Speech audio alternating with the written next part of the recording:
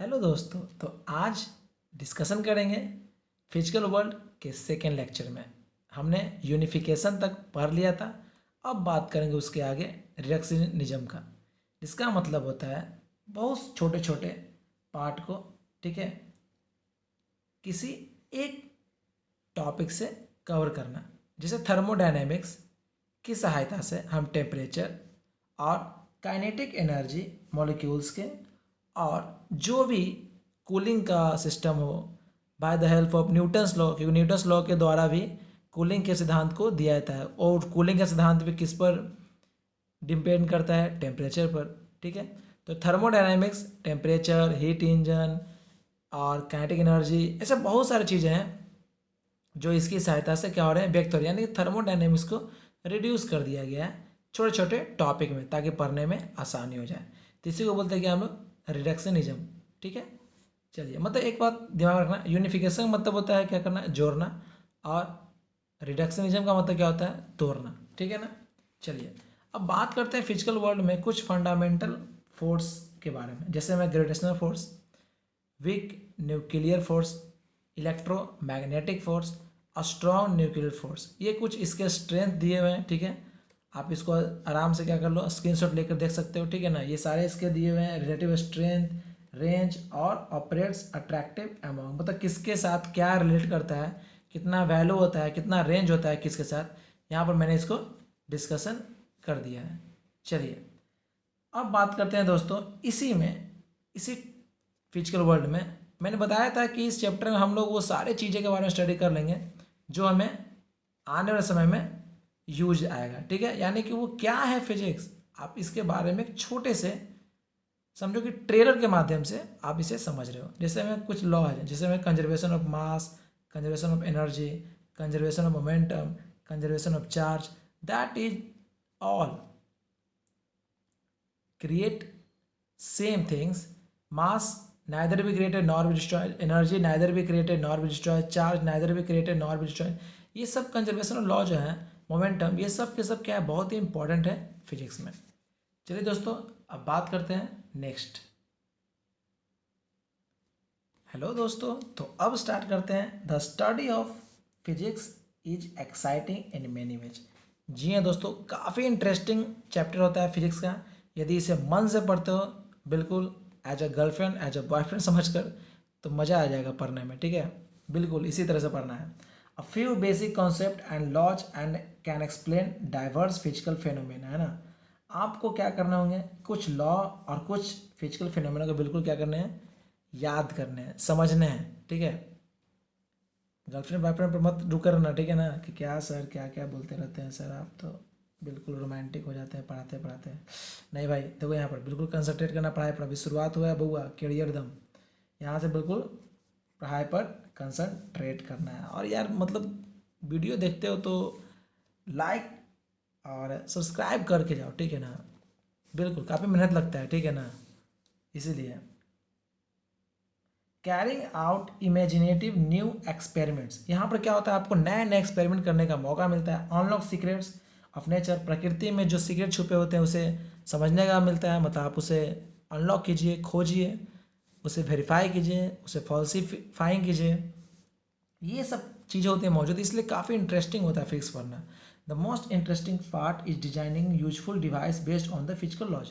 और सबसे मज़ेदार बात ये होता है कि आप फिजिक्स की सहायता से नए नए टूल्स बनाते हैं ना, नए नए यंत्र तंत्र का आविष्कार करते हैं, ठीक है।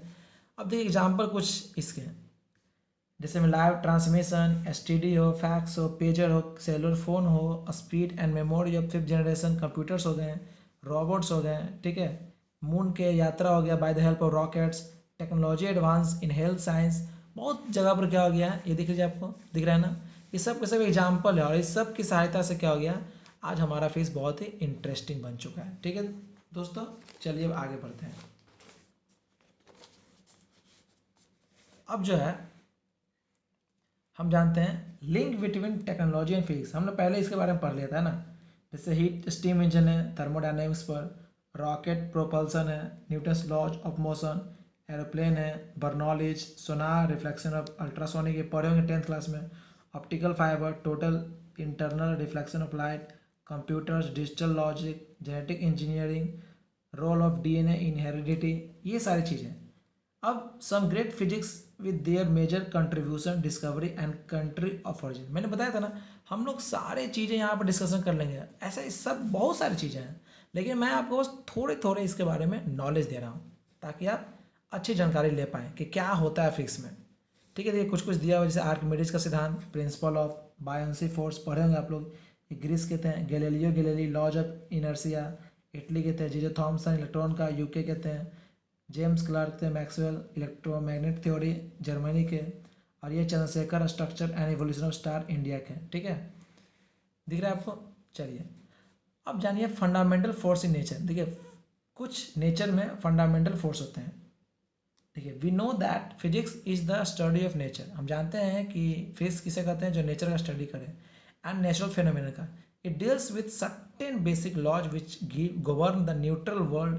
We will now discuss the nature of fundamental force and the nature of laws that govern diverse phenomena of physical world. मतलब जहाँ पर हम लोग क्या करते हैं, सारे प्रकृति और प्रकृति में होने वाले घटनाओं के बारे में पढ़ते हैं। तो जितने भी फोर्स होते हैं वो सब कहाँ होते हैं, घटते हैं, वो घटते हैं इस यूनिवर्स में। तो इसके बारे में जानकारी लेना बहुत ही जरूरी है।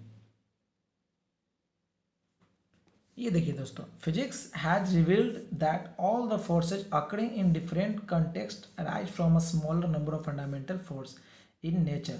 Now we shall discuss about the 4 fundamental forces. चलिए बात करते हैं इस नेचर में जो 4 ऐसे फोर्स हैं जो बहुत ही इंपॉर्टेंट है, जैसे gravitational force, electromagnetic force, weak nuclear force और स्ट्रॉन्ग न्यूक्लियर फोर्स।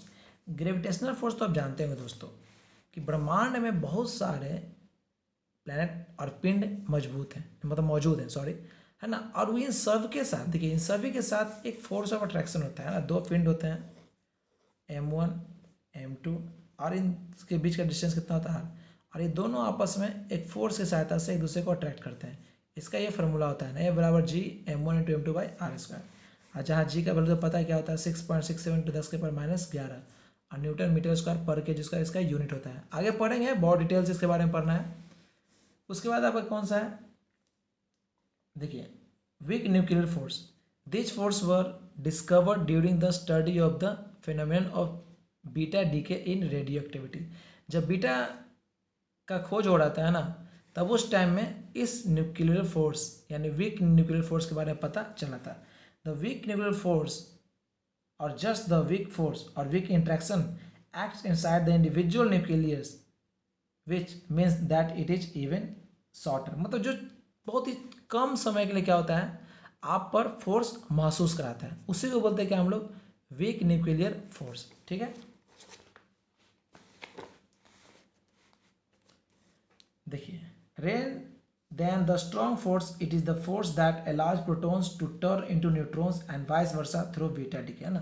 तो ये बीटा में होता है, यानी बीटा जब क्या होता है, टूटता है, तो क्या होता है, स्ट्रॉन्ग से क्या होता है, मतलब स्ट्रॉन्ग से वीक की ओर कन्वर्ट होता है। ठीक है, तो इसी कारण से बोलते हैं कि ये जो है बीटा का डीके होना क्या कहलाता है, वीक न्यूक्लियर फोर्स को डिफाइन करता है। इलेक्ट्रोमैग्नेटिक फोर्स क्या होता है, इलेक्ट्रोमैग्नेटिक फोर्स क्या होता है दोस्तों कि जब 2 चार्ज होते हैं ना, Q1 Q2, तो सेम ग्रेविटेशनल फोर्स की तरह यहाँ भी क्या होता है, इन दोनों के बीच में फोर्स ऑफ अट्रैक्शन होता है।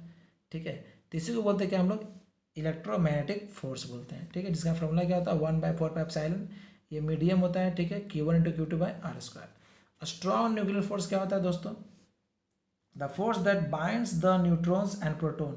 मतलब जब न्यूट्रॉन और कौन, प्रोटॉन, आपस में क्या होते हैं, बॉन्ड बनाकर रहते हैं एक दूसरे के साथ। ठीक है, तो ये एग्जाम्पल हुआ, इसी को बोलते हैं कौन सा, स्ट्रॉन्ग न्यूक्लियर फोर्स। ठीक है, आई होप आप समझ रहे होंगे इस चैप्टर को। तो ये चैप्टर यहीं पर क्या होता है, आपका समाप्त होता है, फिजिकल वर्ल्ड। अब स्टार्ट करेंगे नेक्स्ट डे नेक्स्ट चैप्टर के बारे में। तो वीडियो को लाइक, शेयर और सब्सक्राइब करके जाएं, बिना सब्सक्राइब और बेल आइकन दबाए एकदम नहीं जाएं, हमारे जोर से, ठीक ना, बज जाएगा घंटा। Thank you.